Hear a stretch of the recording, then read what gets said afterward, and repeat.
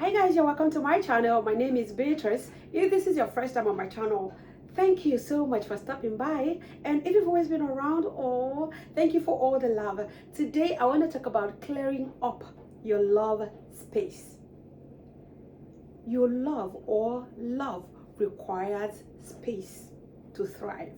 All right, so 2 days ago I went to a nearby market to buy some things, and on my way back I saw a guy just pull over, and I was like, excuse me please, I went to turn at the roundabout because I needed to talk to you. And I was like, okay, do you need my help with something?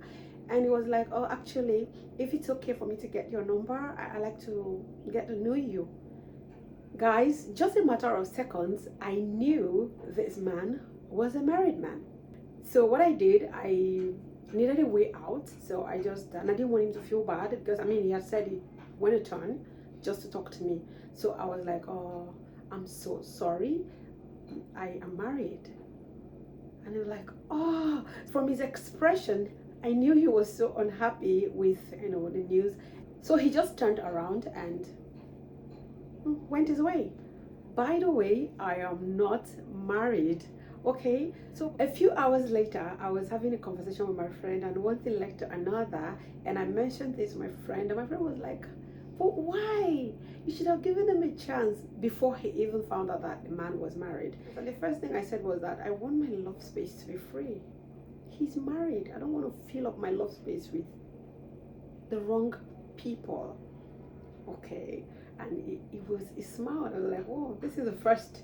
Like, sometimes I see people who clearly know that the people they are with are wrong for them, but they still are bent on having this relationship. They are even working so hard about this relationship, on this relationship. And I'm like asking myself, but why this person is wrong for you? Why do you fill up your love space with the wrong people, with junk, if you permit me to use that word? You are making it impossible in a way for the right person to actually come into that space because it's psychological.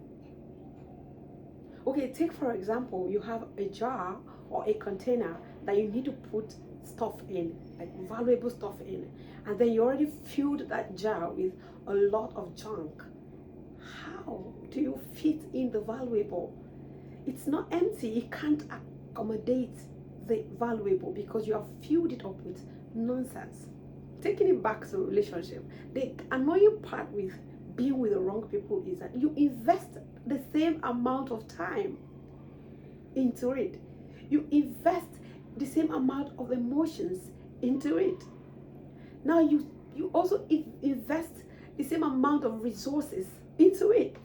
So at the end of the day, we have a waste of time, we have a waste of resources, we have a waste of emotions for something that is wrong from its foundation.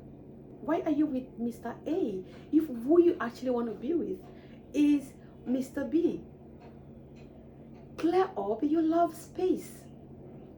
The implication of keeping your love space occupied is when the right person comes, there is no space for them to settle in because they are thinking, okay, she's with Mr. A, so you don't have space for them. Or even if you allow a little bit of space for them, they are choked up because you already filled your love space with the wrong people. So when the right person comes, he is unable to stay or he's choked up. Now there has to be an emptiness for you to be able to accommodate the real person. That emptiness, does not mean that you're empty. It means that your heart, your love space has to be empty for you to attract the right person or your person. Now I know I made an example with a married person that he walked up to me, but it doesn't always even have to be a married person. It might even be a single person whose goals or values do not align with yours. You people are not on the same pedestrian when it comes to relationship. This is a junk. This is having the wrong peg in the wrong hole. So what this means is that you can actually still be having a relationship with a single person who is not the right fit. So in a way, you are still filling up your love space with junk. You need to keep it free. I want to bring out a biblical example from this situation. Maybe to some people, especially to the non-Christians, it may not make sense, but to me, it does make sense. See where Elisha was met by that widow whose sons were being threatened to be taken from her if she didn't pay the debts owed by her late husband. So Elisha asked one question, what do you have? And she said she has a barrel of oil. That, let's just say, a bottle of oil, right? Elisha went further to say, okay, go to all your neighbors, collect empty bottles and pour into the empty bottles from that barrel.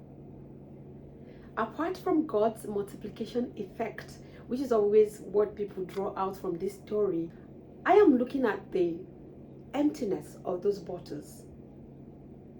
Now, the bottles needed to be empty. Elisha specifically said, collect empty bottles from your neighbors. It means that she needed the bottles to be empty for that feeling. I don't know if I'm making sense. All right, so back to what we're talking about. So you need sometimes to let your love space be free, be empty, for you to attract what you're looking for the universe, for God to send you what you're looking for.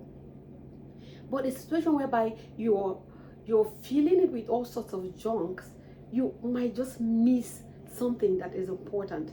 And because of what, you don't want to be alone. It's okay to be alone. It's okay for that place to be empty sometimes. Having said all of these things, clearing up your love space does not mean that you are going to get what you're looking for immediately. Yes, it can come immediately, but again, it might take a while. But the idea is you being able to keep your love space free, whether it's happening immediately or later. Just keep it free so that when that ideal person comes, you will be able to have space to accommodate them. I hope after you've listened to this video, you will learn to clear up your love space, stay on your own, enjoy your personal space, even as a single person, to be able to attract what you're looking for, which is the right person. Thank you so much for watching my video.